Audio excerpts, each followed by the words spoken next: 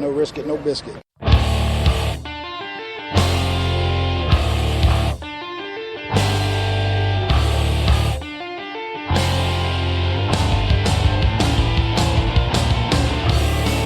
Arizona Cardinals fans, do you see red? Are you part of the Red Sea? Then you are listening to the show for you. A podcast for Cardinals fans, by Cardinals fans, with outsider and insider perspectives. It's time to rise up and see red. Hello, Arizona Cardinals fans, and welcome to the latest edition of the Rise Up, See Red podcast. I'm your host, Jess Root, from CardsWire.com. Part of the USA Today NFL Wire. And my co-host, Seth Cox, is on the line. He comes from RevengeOfTheBirds.com and SB Nation's Arizona Cardinals site, and also from the NFL Draft Breakdown podcast. The only problem is we were supposed to be talking about happy times, Cardinals being back on track, and that did not happen. So this is a sad podcast, and we'll try to get through the best we can. Hopefully you don't turn us off. We definitely have a lot to talk about, Seth. And how are you doing on this Tuesday evening that we are recording? I mean, those of you listening, it doesn't matter if it's Tuesday because it'll be Wednesday or Thursday whenever you hear this. But how are you post Carolina? Interesting. Interesting. You don't want to say wait to see the season kind of come to an end, but after everybody else lost, they're still very much alive, but interesting to see this team, this iteration of the Cardinals continue to find their seasons on the line, basically, in Carolina all the time. Yeah, that's once again, they lay an egg in Carolina. They fall behind 24-0. And they come back a bit, but end up losing the game 30-20 to fall to 3-4-1 as they enter the bye week. Really kind of a bad loss in so many ways. We're going to talk about that on today's show. We're going to talk about the loss and why it happened. We're going to talk about the call and the officiating, the one that everyone's talking about. Even it's even getting a little bit of play. Little bit, not a whole bunch nationally, but it's something that's worth talking about. The fumble return for touchdown that wasn't a fumble, but wasn't reviewed because something happened. There's a bunch of injuries and a change at one of the starters, a wide receiver, and we're going to talk about, is the Cardinal season done?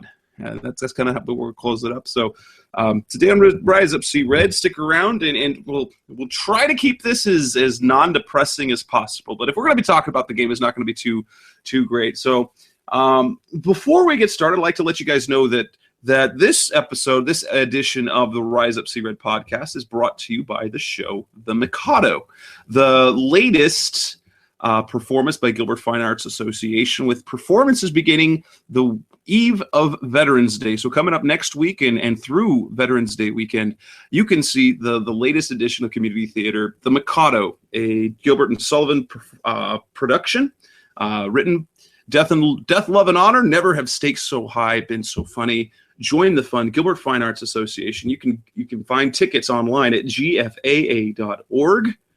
You'll be able to see one of the funniest, most entertaining shows that Gilbert and Sullivan put together. So if you're interested in that, go ahead on over to gfaa.org. That's Gilbert Fine Arts Association putting on The Mikado. Some brands offer you low finance, or cashback, or servicing. Renault don't do ors. We do ands. The Renault Kadjar with 1.91% APR and €1,000 cashback and 3 years servicing, saving you thousands. Renault, the brand with the ands. Visit your local Renault dealer. Finance is made under a hire purchase agreement. Terms and conditions apply. Deposit required. Subject to lending criteria. See Renault.ie. And all right, well, let's go and get started this disgusting show. Ultimately, Cardinals lose 30-20. Is there any one thing, Seth, that we can point to say this was what happened?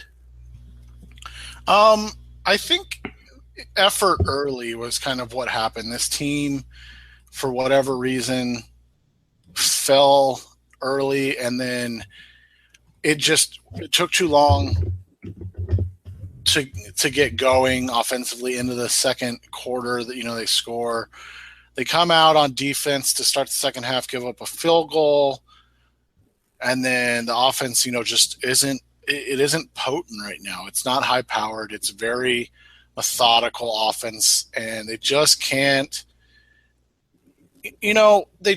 figure out what to do and how to win games right now. And it's interesting because it wasn't what any of us expected coming into this year. And we didn't know that the offense was going to take this much regression. We didn't know that the defense was going to take so long to get going and then end up just not even getting going really. So it's just been a really odd season. And I think kind of the Carolina game was a great synopsis of how odd the season's been overall. You have, the Cardinals starting out slow. You have, the Panthers getting out to a big, I think they got to 24-0 at one point, wasn't it? And then the Cardinals kind of finding their way back slowly. And then, but then it's just too little too late. And that's kind of been what this season has been. They haven't been able to put together a string of strong games and strong performances. And then even, this week they couldn't put together 4 quarters. They put together about, 2 quarters and 3 minutes of good football. And the rest of the time it was just, bad Cardinals football. And for me, it came down to really kind of 2 things. It was the inability to it came down to the trenches, which was, if you look at the last 2 matchups that they've had against Carolina, the other 2 in the playoffs, that's really where the problems were. And it's really interesting to see just how things have happened. They went from ever since Bruce Arians got to Arizona, and they changed their staff and they changed the personnel. The sack, if you remember back to 2012, they gave up basically 80,000 sacks. Every year since then, the 3 years the Arians have been here, they've decreased their sacks allowed. So last year was 26 or 27 on the season. After Sunday's performance of the offensive line, and really only one of them you probably could peg on Carson Palmer for holding the ball too long, but through 8 games this season, the Cardinals have allowed 25 sacks, nearly the exact amount that they had through an entire season a year ago. And even, I think it was 26 last year. I think it was 27 in 2014 and something in the 30s in 2013. So they were completely unable to stop the run like they were able to do the last several weeks. In fact, one of the things that I noted in an article that I wrote leading up to the game, and one that I contributed to for Panthers Wire, one of my sister sites over there with the NFL Wire, about the Cardinals defense. Statistically, they've been so good, except in the statistics of the run defense.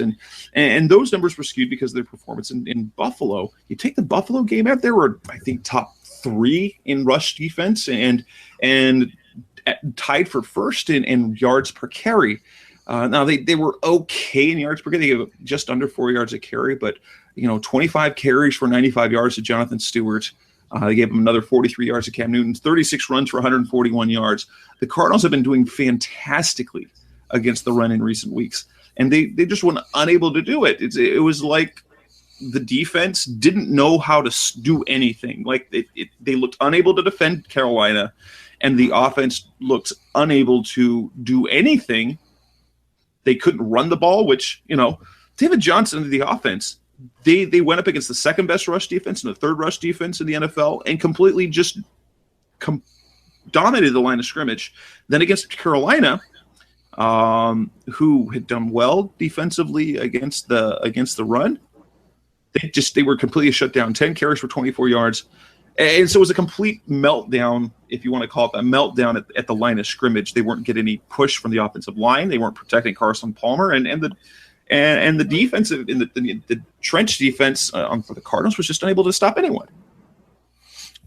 Yeah, and I think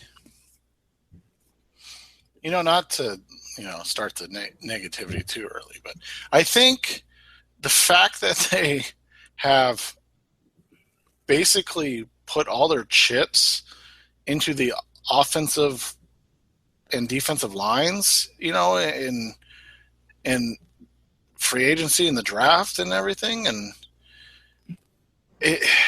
this is the performance we're seeing. I mean, that's, I don't know what the word I'm looking for is. Disappointing, I guess. It's definitely shocking.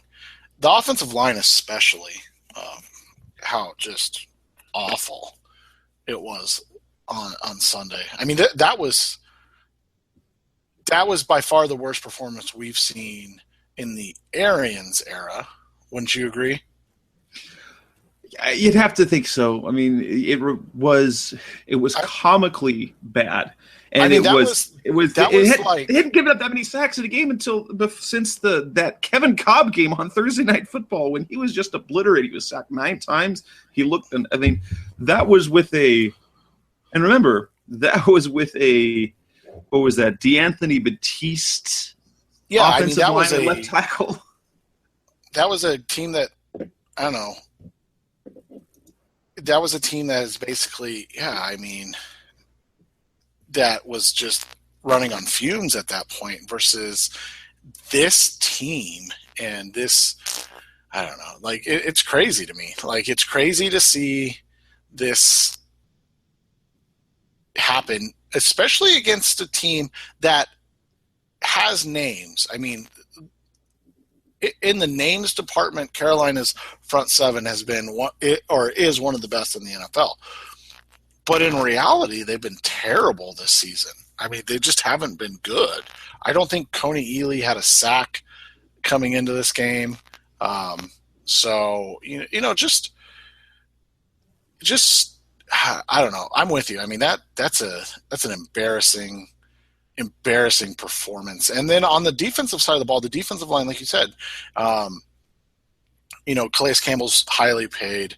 They've invested in Corey Peters. They've invested, they moved up. You might say, Rodney Gunter's a 4th round pick, but they moved up in the 4th round, and made a big deal out of it. They brought back Frosty Rucker. They drafted, obviously, Robert Kimdiche in the 1st round, and they drafted Dayon Buchanan in the 1st round. They drafted Kevin Minter in the 2nd round. They traded for Chandler Jones. They drafted Marcus Golden in the 2nd round. I mean, you're talking, like, basically all their capital has really been in the trenches. In the trenches, and they literally got their ass kicked on both sides of the ball to what you would guess is an inferior team until you watch the game, and then you're like, the Cardinals. Like, if you didn't know the records coming in, and you just said one of these teams is 3-3-1, the other one's 1-5, you were going to say the Cardinals were 1-5. I mean, there was not going to be a question, right? Right. So, I mean, geez, and you look at Carolina has been comically bad most of the season. Yes, horrible.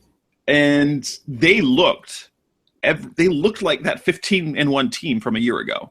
The way they were playing, it was the same type of football that got them to the Super Bowl, yet had forgotten how to play. Now, obviously, health had to part. They're coming off the bye. The Cardinals are coming off of 5 very physical quarters. They were tired. They were banged up. I hate to think that this is actually a thing, but is the 1 p.m. East Coast start, is that an issue? Is that really a thing that the Cardinals are dealing with this year, that they're just not ready because the games start too early? They practice in the morning. They practice consistently at 10, 11 o'clock in the morning, Arizona time. They've won games on the East Coast in the last couple of years. What happened this year? Because Buffalo, it was just flat after the first series defensively. It was flat on offense. It was bad on defense. Against Carolina, it was the same thing. It's like they didn't get up that day. And what's really depressing is to see they still have 3 more of those games left. And against physical teams. They've got Minnesota, Atlanta, and Miami in late time slots. And is there something to that? I don't like start time as a reason for, because these are the same guys that were doing that in the last couple of years. But why aren't they up, especially for a game that they all knew? This has been for the last 6 months. For the last 6 months, they've been looking at this game and saying, we got to go back and get revenge. We're going to avenge that stupid loss that we had. They were embarrassed, absolutely embarrassed a year ago.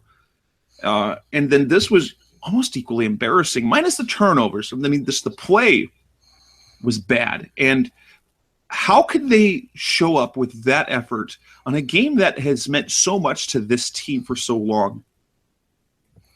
That's the question. You look at it and you wonder to yourself, what the hell happened? And I think we've seen it before with this team, with this organization. Tyrann Mathieu is, a key for them, and he absolutely, like, losing him basically puts them in a funk for whatever reason, and so defensively they all of a sudden start to struggle and find their rhythm again, but that's not an excuse. That's not an excuse. And I think this was the first time that we saw it not be like Carson Palmer, the moment looked too big for him. Like, I legitimately don't think that Palmer was the problem in this game. Oh, he wasn't. He wasn't at all. The only thing I could think, and this is just speculation, I have no insight or anything like that. The only thing I think, though, or could think, what if his performances in the past have soured, his teammates on him, where they're like, well, he can't do this. You know what I'm saying? Like, I'm not saying that's what happened, but I mean, they look. It seems unbelievable for the amount of respect he has in that locker room, but it just didn't look right. Like, that was the whole thing. So I don't know. Like, that was the whole thing. It was like nothing looked right. Nothing looked like a team that belonged on a big stage. This looked like a team that deserved to be flexed out of the 425 game of the week and forced to be able to play on the morning because they're not really worth watching. The more I think about it, I think Tyrann Mathieu is really, the way Tyrann Mathieu plays is the way the Cardinals go. And it's almost exactly like that. If you look at it, it's right. Almost exactly like that with the same amount of effort they play. They were so lights out last year. And it was like, whatever Mathieu is doing, he's having an all-pro special year, and the Cardinals have a special year. He gets hurt, and they had their initial, they were able to blow Green Bay out of the water, but that was a very, very banged-up Green Bay team. And after that, they just looked like garbage. They come back this year. Matthew's on the field, but he's not really impactful. And what have we seen from the Cardinals so far this year? It's not particularly impactful play, and so he's not performing. Therefore, he's not fueling that fire. And now he's off the field, and it's like they disappeared again. So maybe there's something to that. They really take on the.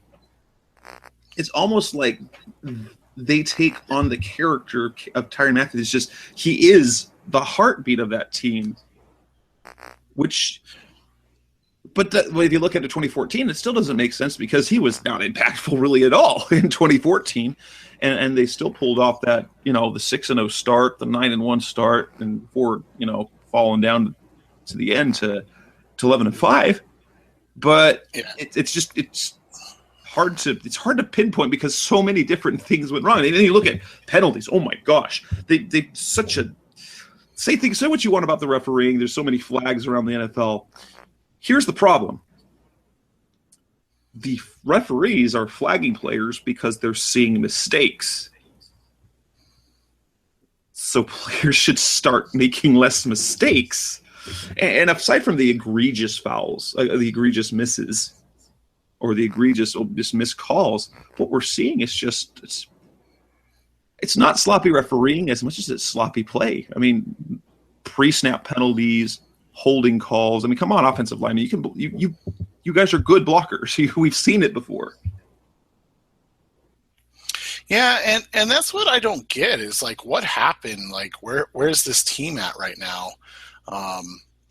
And who is this team? Like that's the question. Who's this team? This isn't the Arizona Cardinals. That I mean, so far, to me at least, like this isn't an Arizona Cardinals team. This isn't a team that looked like they were, 60 minutes from the Super Bowl in 2015. This looks like the beginning of 2013 again, like a team that doesn't know their way, that doesn't know how to play football together as a unit yet.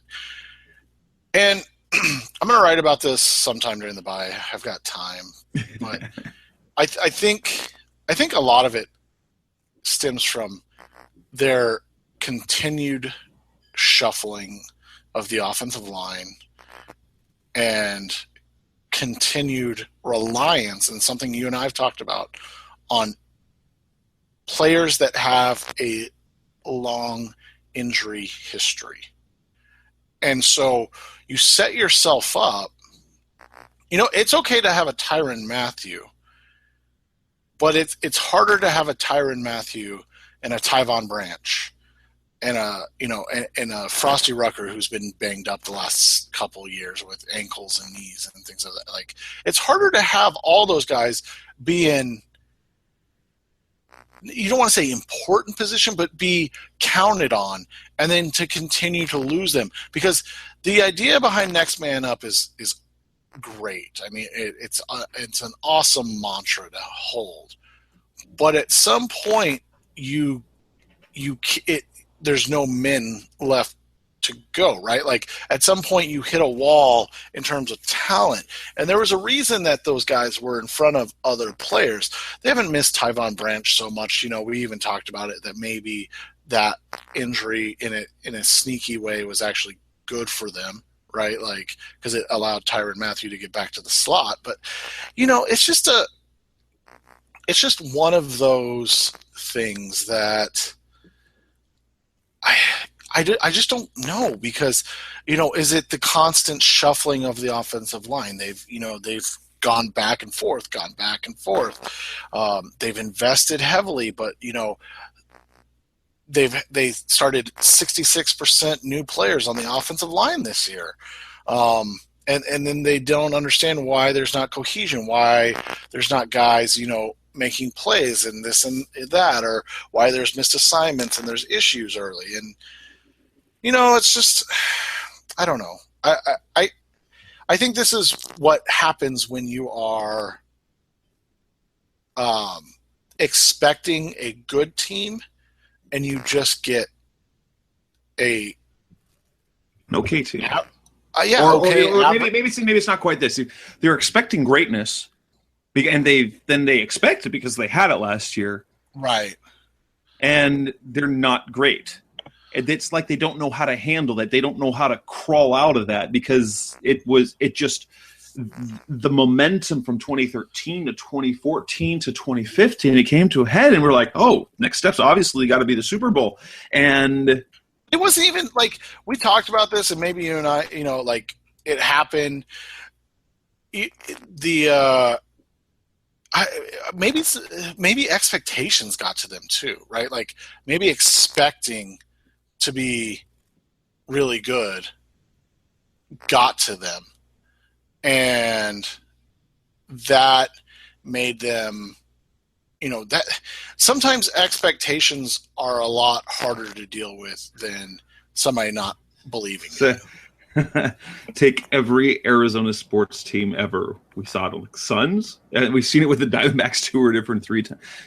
When they overachieve one year, they're like, oh, they're going to take the next step. this season for the Diamondbacks, perfect example. The Suns have done it several times. The Cardinals have done it a gazillion times. But yeah, maybe that's it. It's either that or they just were looking so much too past the regular season that they forgot the focus of the regular season. That you can't look past that. And I know the coaching staff's talking one game at a time. You know that. And it's not like what Arians and his coaching staff is saying to their players. They were saying Super Bowl ring or bust last year. They said, in 2014, they were saying that's what they wanted. That's what their expectation was. So they were saying the same things. It's just either they just weren't as good as they were playing a season ago, or they just overlooked. They expected things to happen more than doing the little things to make things happen. Because that's how they've looked all year. Because that's how they looked all year. Like they're waiting for something to happen, and then to start the ball rolling. Well, and you look at it like this too. Bruce Arians has been a hell of a coach in the NFL. Just a hell of a coach. But one of the things that I asked Football Outsiders in our preview with them this year with SB Nation was, Arians is right now statistically the greatest coach in NFL history in close games. Was that his coaching ability, luck, or a combination of the two? And it was a combination of the two. And so you have that combination that occurs, right? And now you look at it and you go, all right, well, they're not as lucky. They're just not. I mean, they're not as lucky this year. And Arians has struggled as a coach this year. He has, he has not been the risk it, no risk it, no biscuit. We haven't seen that. We haven't seen a guy that seems to be super in command of situations either. We know he's a fiery and emotional guy, right? And we've seen that get the best of him when it comes to reviews and officiating. He loses his mind. He loses his mind. And that was kind of my point. We talked about maybe they go as Tyrann Mathieu, maybe they go as Bruce Arians, and that's the reality of the situation. That they have a coach that has worn his on his sleeve for so damn long. And then they come out and just get, blitzed in game one and win and lose on a heartbreaker. And then on game two, they find a way. They play a team in Tampa Bay that's really hot and cold, that's young. Then they, come out in game three and game four and just get manhandled, and everybody goes, what the hell? And I think even Bruce Arians went, what the hell? He has a lot of bluster and a lot of, belief, but I think he also is kind of shell shocked.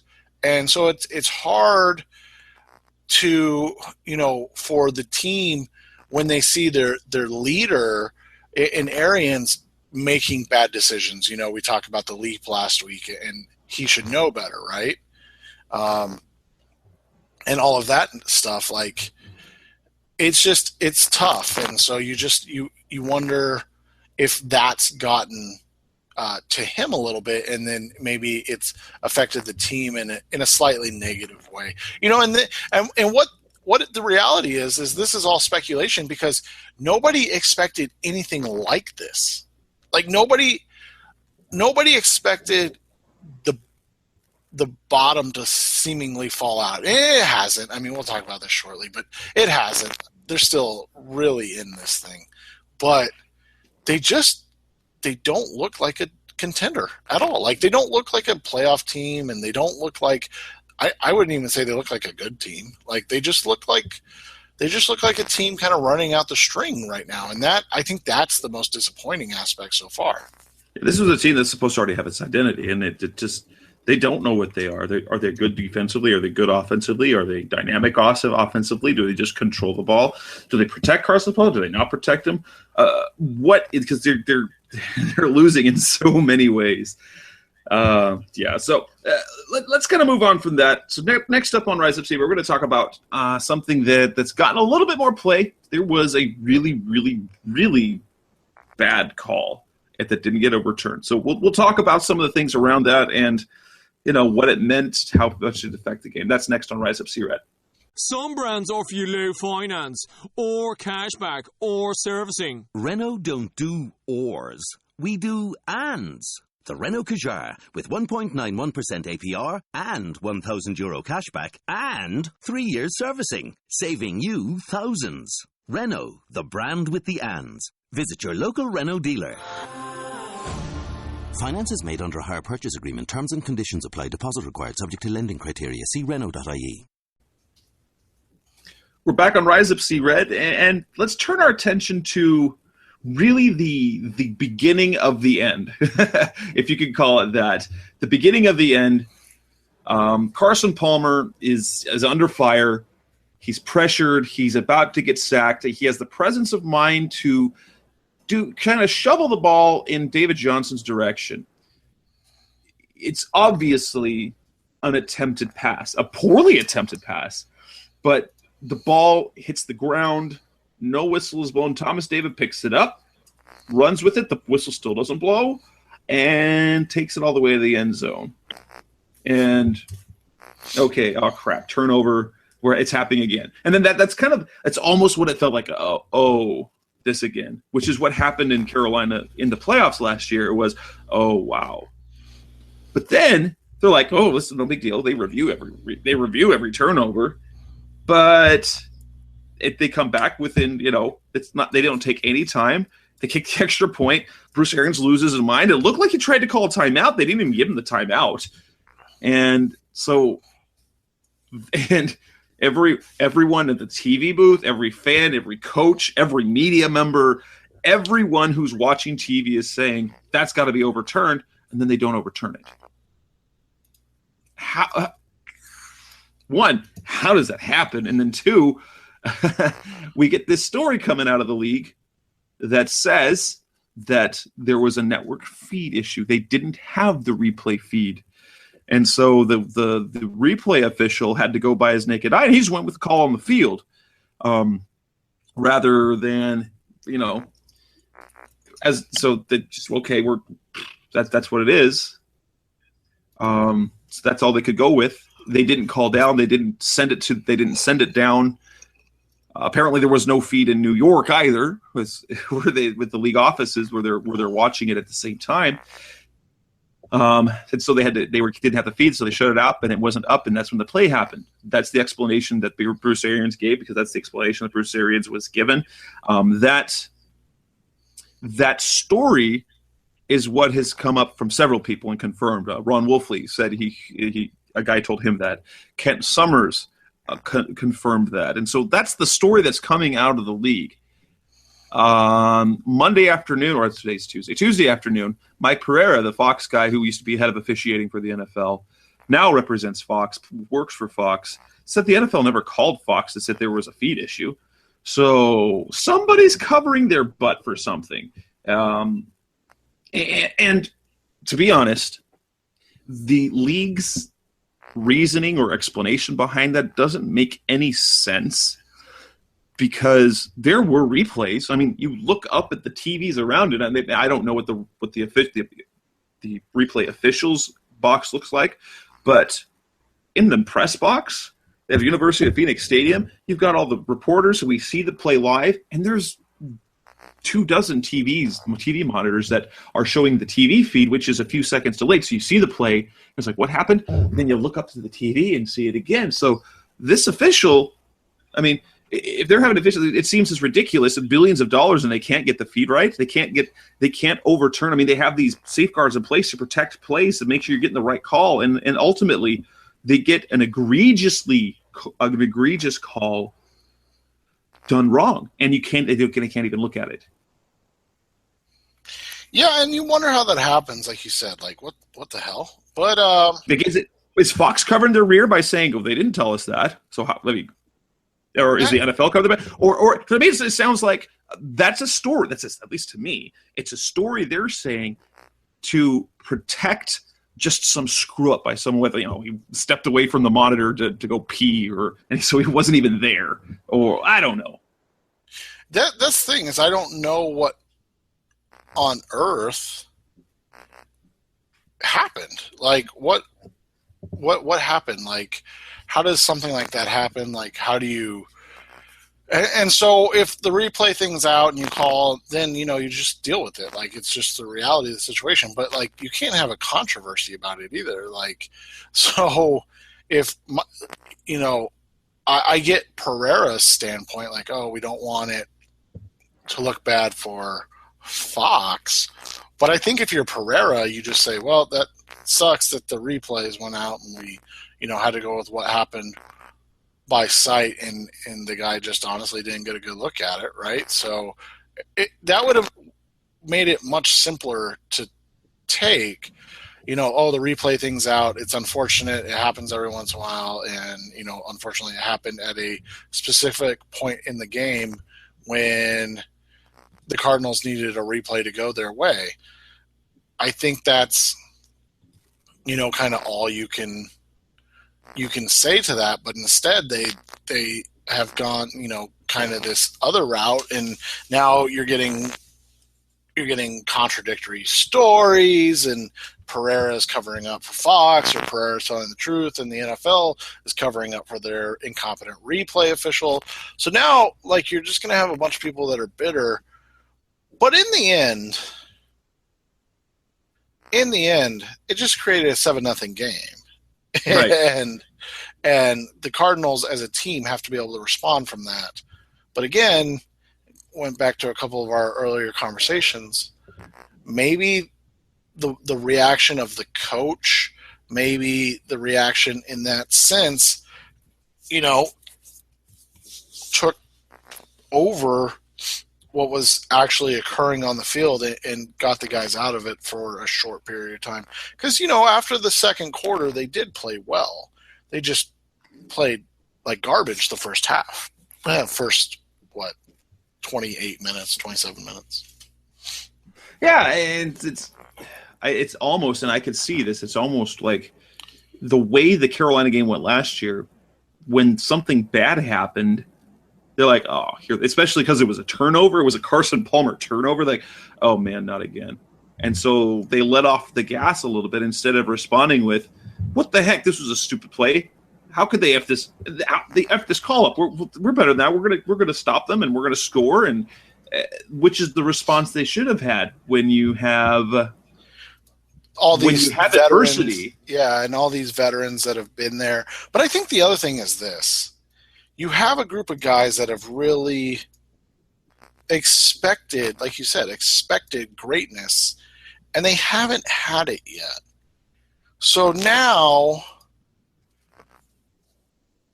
like you said, now they're sitting in a weird, they don't really believe in themselves type situation, and so now you just sit here and continue to wait and deal with everything, and then that happened. I don't know. It was really weird. Like it was weird to see them fold up shop after that happened, but then bounce back.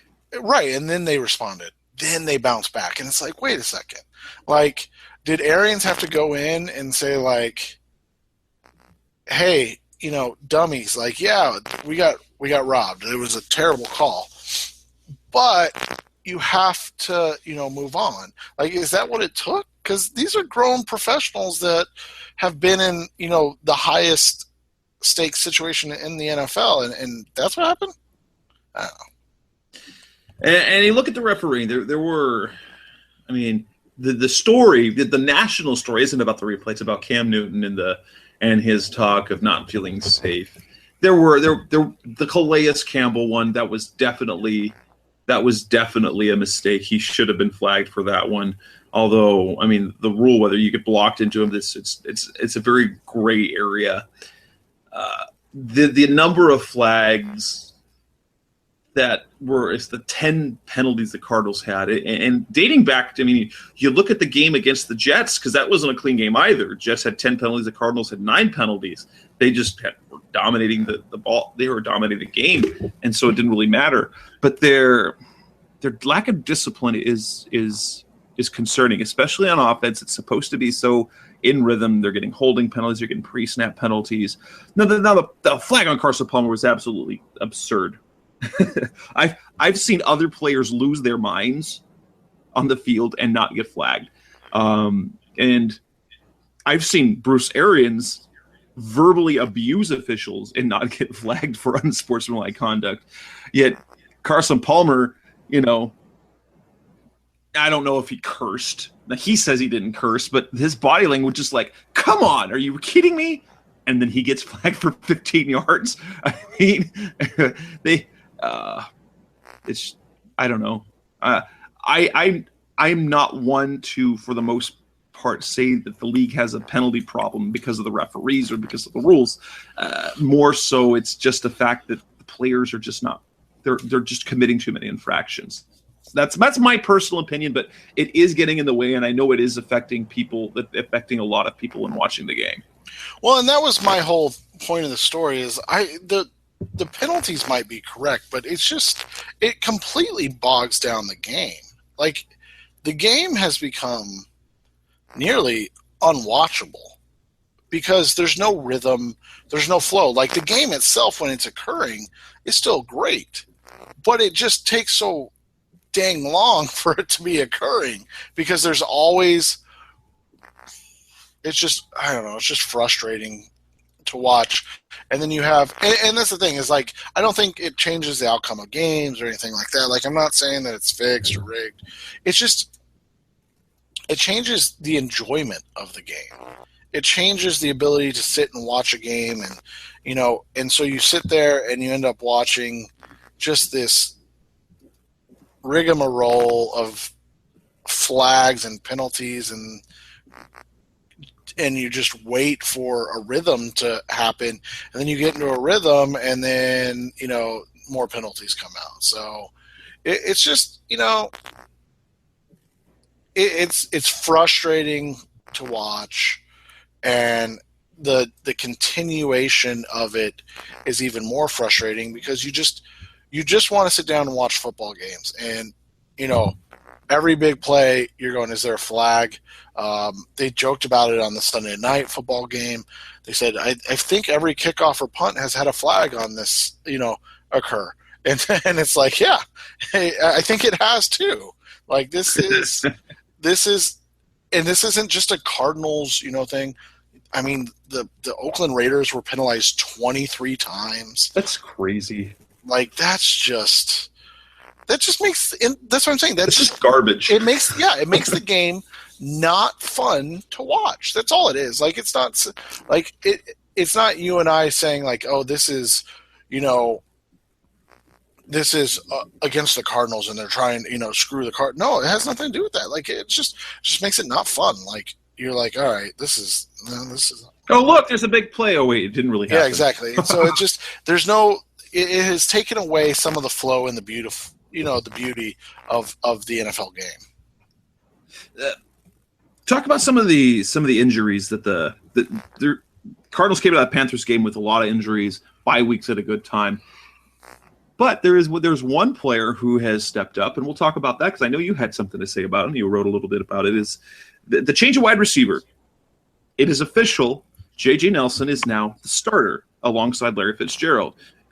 He had himself a fantastic game. He played well against Seattle, and he had, 8 catches for 70-something yards. He had 2 touchdowns. He really did very well, and looked like looked like more than just a guy who says, "Hey, go run. I'll throw it to you over the top." He was his yards per catch was just under 10. Not something you'd expect from him. And so J.J. Nelson, now officially the number 2 receiver.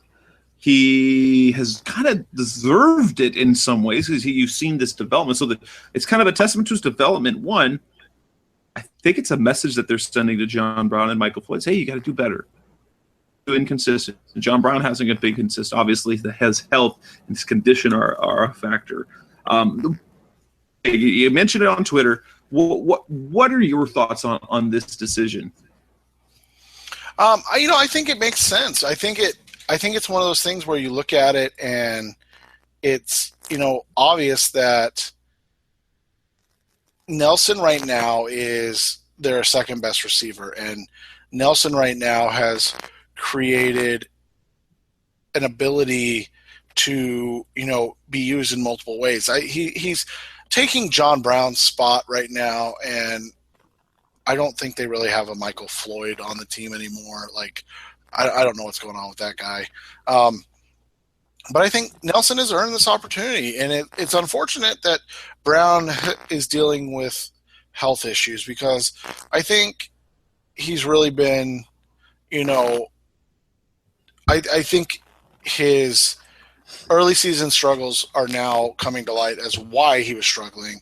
And so now you're hoping that he's able to get healthy, not just for his NFL future, but just his future in general. And then, really kind of get paid and everything like that so he can take care of his family and things of that nature. But you look at the role of J.J. Nelson, and it's the Bruce Arians special. Let's be honest. It's the ability to win deep, and then you're such a threat deep that now all of a sudden all this stuff underneath starts to come open, right? Like all this stuff in the intermediate and underneath comes open. And you know who has never been able to do that consistently? Michael Floyd. So Floyd, Floyd wasn't able to do that. Brown looked like he was going to be, and then it ends up that it's Nelson that has taken the next step. And I don't think John Brown's necessarily donezo. I do think I do think Michael Floyd is playing out the string here in Arizona. And this isn't to say, Arians definitely came out and said that he's the starter, that Floyd or Brown are going to take it from him. But we've heard this same line as well with, who's this other guy? Brandon Williams. Brandon Williams got the same line, the same treatment preseason at the early of the season. And guess what happened? He disappeared. He's off the face of the field, inactive several games. And so as long as it's going well, then with it. And Aaron's even mentioned on Monday that they went for JJ because he had such a spring. Then he goes and breaks his thumb. He drops a couple passes, and then the momentum from the great spring kind of slowed up. And Aaron described this is where September, which the two of us talked like, okay, JJ Nelson going to have a breakout year, and the two of us still did. That's just like, how can that happen when he's the fifth receiver or even the fourth receiver? He's going to have a handful of catches here. Maybe he'll have an impact game here or there, but maybe this is really going to happen. It's not going to be because it's partial stepping up, and two, the guys in front of him just aren't doing well. They're not playing nearly as consistently enough. No, they're not. They're not. Very good right now, and so whether it is injuries or just ineffectiveness, I mean, that's just the reality. They're not a very good group right now, and it's again goes back to something you and I've talked about. When you came into this year, you weren't thinking, oh man, we're really hope that they don't have wide receiver issues. Like you thought, this is no big deal, whatever. But all of a sudden, you look at it, the offensive line is a mess. The wide receiver core is a mess. And I don't know exactly what to think of the defensive front seven. And those are all things that when you started the season, you went, okay, this is what we are. This is what we want. This is what we're hoping for. These are talented, this is a talented group. And yeah, now they're all question marks, and the wide receivers are question marks because, you said, oh, what are we going to have post Fitz? Oh, well, you could, if Fitz retires this year, you bring back Floyd, and you have John Brown, who's taking the next step, and then J.J. Nelson, who's ready to rise. And now you go, okay, well, John Brown could have, a serious, affliction for the rest of his life. Like I said, I think Michael Floyd's playing out the string at this point. I don't know how you feel. And then you have J.J. Nelson, who looks really good. But all of a sudden now it's like, oh, crap, wide receiver is a position of need because Jerron Brown's hurt. And, you don't. And so it's weird how this entire thing has really basically occurred. Everything that we thought we knew was wrong. Yeah. Exactly. I mean, the offense was supposed to be dynamic. It wasn't. The passing game was supposed to be. It hasn't been. David Johnson is even more. David Johnson is more than we thought. He's been even better than we thought he would be this season. The offensive line took a step back. The defensive line, the pass rush was better. The defense got better, and then was bad, and then was good, and then was bad. So it's very frustrating. So that's going to bring us to our last topic. Coming up next on Rise of Sierra for the final segment is the future of this team. Looking forward for the rest of the season. What is left? Are they done? Are they not? Do they still have a chance? We're going to talk about the next for our final segment of Rise Up Sea Red. We're back for the final segment of Rise Up Sea Red, and the question is this: are the Cardinals done? Is the season done? I think the two of us have slightly different opinions on this. Now, one, statistically, based on the records, 538.com says that the Cardinals have a 30% chance of the playoffs. If you look at the metrics, the graph, the percentages that Seth shared a couple shows ago, 3 and 4. Bad news. When you've got 3 wins and 4 losses, that puts you at a 19% clip of possibility of making the playoffs. And I wrote it on Tuesday. I said Cardinals season just ended in Carolina again. While the Cardinals, I believe, are talented enough to be able to do what they need to do, they basically need to go 7-1. They basically need to go 7-1 in their last 8 games, and I don't see it happening. Talent, could they do it? Yes. But there's not been a single thing about this team that shows me that they are going to. They have 3 more early East Coast games. They've looked embarrassingly bad in those 2 so far. They've got to travel to Minnesota. They've got to travel to Atlanta. They got to travel to Seattle still. They have New Orleans, a team that just knocked off Seattle. Can they get 7 wins out of the last 8? They can. Every one of their schedules is beatable, but the Cardinals just haven't looked good. What's your take on this? I say, as much as I want the Cardinals, I say their season's done. We're just seeing what happens. I would agree with you until Minnesota last night. And so after Minnesota lost, and I know it's in Minnesota, but they don't look very good. Like, I don't know if the Cardinals' defense is as good as the Vikings, but offensively, they're nowhere. Even with the Cardinals' offense struggling, I don't think the Vikings' offense is nearly as good as the Cardinals. So, it's just it's close. I mean, it's close, but the fact that I don't think Minnesota is very good. I don't think Green Bay is very good. I'm still not absolutely sold on Atlanta. New Orleans is a complete mystery. Washington and Philadelphia, likewise. What Washington? I think Philadelphia is good. I think Dallas is just that good. I think Philadelphia is good enough. I just don't know, how good that is. But I think they're playoff good, especially in this, this addition or this, addition of the NFC. Where, I mean, really outside of Dallas, what team would you say that, like, it just from watching, outside of Dallas, what team would you say is better than Arizona? Just like right now, I don't know. Like statistically and record-wise and head-to-head, like there's a ton of different answers, right? But what team outside of Dallas would you look at and go, that team would just blow out Arizona, or even coming into Arizona, like you wouldn't feel comfortable with it. Seattle's offense is a train wreck.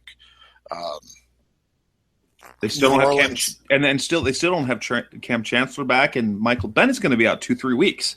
Yeah, and so New Orleans, that's a really big blow. That's a really big blow to their defense because he's kind of like the anchor to everything that they're able to do up front. Yeah, and New Orleans' defense is not good.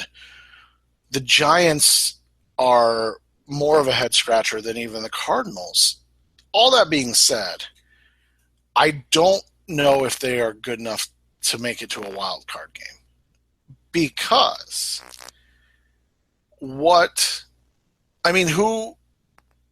are they gonna? I mean, there's just too many teams they have to pass. Don't you think? But at the same that you think so. That's what it looks like. But at the same time, I mean, they picked the absolutely. If they win this game, we're talking about something completely different. Now, they weren't close to winning. They win this game, Seattle loses, Minnesota loses, real close to being in the driver's seat again. Because then you've got, they beat Carolina. Then you've got the bye. They're 4-3-1. Then you've got San Francisco, okay, cupcake win, quote unquote cupcake win at home. Then you've got Minnesota, the banged up. I mean, but they didn't, and that's the thing. So they put themselves in the position. There's just so many teams. There's just a big mess, and they're real close. There's like up to half the leagues within like a game of each other. Seattle's like a game and a half up on them. Cardinals can do it. There's too many teams out there, and I can't see the Cardinals doing it because anything to say that they're going to be out on a roll, especially now. We didn't even talk about the injuries. I forgot to mention those injuries. They're down Jared Valdir. They're down Tyrann Mathieu for 3 to 6 weeks. Gerald Verdier's done for the year. Wetzel at left tackle. I'm not sure how that defensive back rotation is going to look like right now, especially if Harold Simons is. So they've got DJ Swearinger and Tony Jefferson in the back all the time. You're going to have Marcus Cooper and Patrick Peterson. Then in the slot, Cooper's going to slide over the slot, but is it going to be Justin Bethel? Is it going to be Harold Simon? Yeah, and then the offensive line is a mess. You've now lost Afani Moma, and they're a banged up team with some key players done against a very tough second half schedule. They've got 5 of 8 on the road and 5 of their last 7 on the road, including 3 teams that as of right now appear to be. At least they had to be in the driver's seat for the playoffs. Right, and that's the reality of it. And so I think the only way they make the playoffs this year is if they sneak by in the NFC West. And I still think that's a chance because as good as I thought Seattle was, now I realize they're not good. And it's just because they have no talent on offense. Like, they have Russell Wilson, who's the best quarterback in the NFC West probably. They have okay wide receivers. but I mean, overall, they're just not very talented. So, because they really could. I mean, they're going to be at home on Monday night. They're going to be playing the Bills. The Bills aren't. So if the Bills had LaShawn McCoy, I'd be more comfortable in that game. I just don't know if they're going to have LaShawn McCoy. You know what I'm saying? True, that's true. And so that makes a huge difference. LaShawn McCoy plays. They could. I mean, it's not unreal to see them lose to the Bills. Then they're going on the road to the Patriots. And so then the Cardinals gain a game by having not to lose finally. So because they can't lose this week. So come on. Yeah. So they have I shouldn't say they gain a game. They get a half game. And so now they're 3-4-1. The Seahawks are 4-3-1. So basically it's a game and they still have their head up. So it's one of those things. I don't know. Like I don't see a way that they're out of it, but I think their way to make the playoffs is dicey at best. And so, and Valdir getting injured, that's tough. Matthew getting injured again, that's, again, it's another injury. It's a different injury. It's a common thing with him, and just the way he plays at his size is just, it's tough. He is Bob Sanders. I've said that for a long time. He's one of the great defensive players in the NFL when he's playing, and he is just not able to play as much. So you look at it, and that's what that's the way you look at it. And we still, I think maybe the thing that keeps me from like completely dismissing this team is the fact that everything's still the same. Like, I know Valdir's gone, and I know the offensive line is now one starter from last year. 1.5 if you want to call Watford a partial starter from last year, but like it's still the same offense. Like, it still has its key pieces together.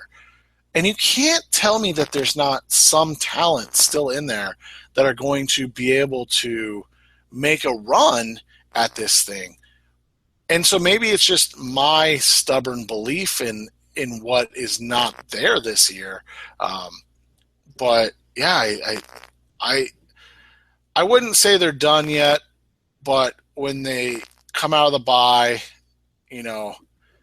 they have to find a way to go 2-1, between San Francisco, Minnesota, and Atlanta. And then, we kind of reevaluate the situation from there. If they go 1-2, like you said, they're done. If they lose to San Francisco, if they lose to San Francisco, it's over. It's not even worth discussing anymore, right? So throw Zach Dysert out there. Come on, just not that much. Not that much. But yeah, I mean, I just don't. I think this show and what we've heard from the Cardinals, and even like, did you see the whole Mark Dalton thing on Twitter with Doug Franz's article?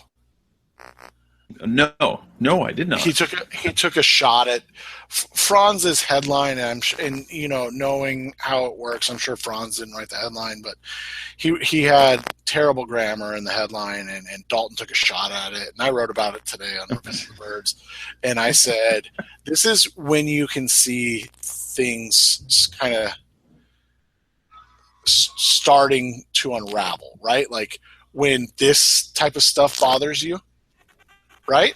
Like this type of like a headline bothers you because that local sports writer wrote. So that's tough. But okay, excuses don't. I see it right now. So the headline is "Excuses doesn't win championships." Good old Mark Dalton. Neither does subject verb agreement. And he likes to take his shots at media members. He does. He really kind of enjoys that. So, but it's just interesting, and so you kind of want to watch it and see, like, is that where this team is already? Like that's a really far drop. But as Bruce Arians so famously put it, in All or Nothing, it's a short drop from the penthouse to the you-know-what house. And I think the Cardinals are figuring that out right now, aren't they? I think so. I've declared this season done. I'm still rooting for them. I still think it's possible. I just don't think it's going to happen. And so I think that this year, at best, we're going to look at a disappointing end. Even if they catch fire, it's not going to be quite enough, and it's going to end like 2013. And they're going to have put themselves in too big a hole early to come back. But hopefully they start playing well and then prove me wrong. But a Cardinals fan still, so so let's leave it at that. That'll wrap up this edition of Rise Up See Red. You can find us we try to be everywhere. So we're featured on Seth's site. We're on Blog Talk Radio. We're also featured on sports360az.com. You can find us on iTunes. You can find us on Stitcher Radio. You can find us on Facebook and on Twitter. Rise Up See Red. On behalf of the two of us, that's Seth Cox. I'm Jess Root. Thanks for listening, and we'll be back in a week from now. We'll be talking. I think we'll talk about our mid-season awards and blah blah blah. And we don't have a game to talk about, so the Cardinals won't have lost. So there's that possible. So all right, that'll wrap this show up. Go Cardinals! Beat the bye. Have a good night, everybody.